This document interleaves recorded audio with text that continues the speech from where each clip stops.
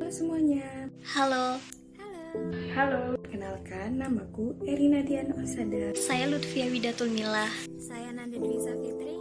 Saya Tasya Destinasari. Ini dari kelompok 2 akan menjelaskan tentang primat dalam hukum internasional. Dalam pembahasan mengenai hubungan antara hukum internasional dan hukum nasional, terdapat dua pandangan. Yang pertama, ada pandangan dualisme dan juga monisme. Di sini, saya akan menjelaskan mengenai pandangan dualisme. Aliran dualisme ini bersumber pada teori bahwa daya ikat hukum internasional terdapat pada kemauan negara. Hukum internasional dan hukum nasional merupakan dua perangkat hukum yang berbeda.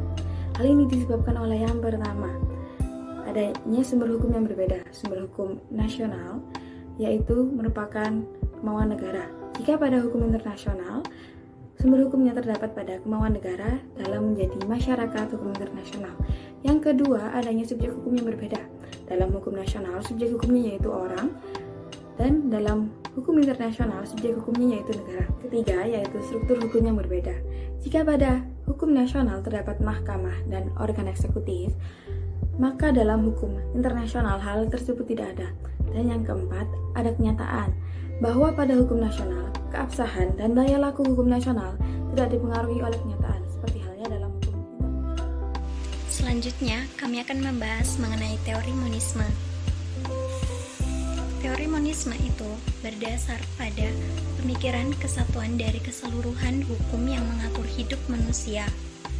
Jadi, hukum nasional dan hukum internasional merupakan dua bagian dalam satu kesatuan yang lebih besar, di mana hukum nasional dan hukum internasional mempunyai hubungan yang hierarki yang menimbulkan dua pendapat yang berbeda dalam menentukan hukum manakah yang lebih diutamakan atau diprioritaskan di antara hukum nasional dan hukum internasional.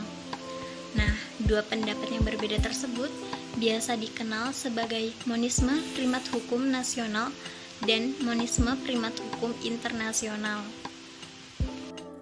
Nah, pada primat hukum internasional ini, hukum internasional itu lebih tinggi kedudukannya dari hukum nasional, karena paham ini beranggapan bahwa hukum internasional itu memiliki cukup kewibawaan untuk mengatakan bahwa hukum internasional itu pada umumnya ditaati, dan pada hakikatnya hukum nasional itu tunduk pada hukum internasional. Nah, paham ini dikembangkan oleh mazhab Vienna, misalnya seperti Hans Kelsen. Untuk negara yang mengikuti paham ini contohnya adalah Inggris. Primat hukum nasional. Hukum nasional lebih tinggi daripada hukum internasional.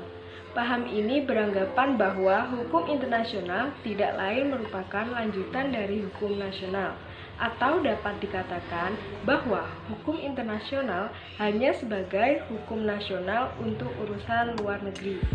Dikembangkan oleh mazhab von Max Wenzell. Sekian dari kelompok saya.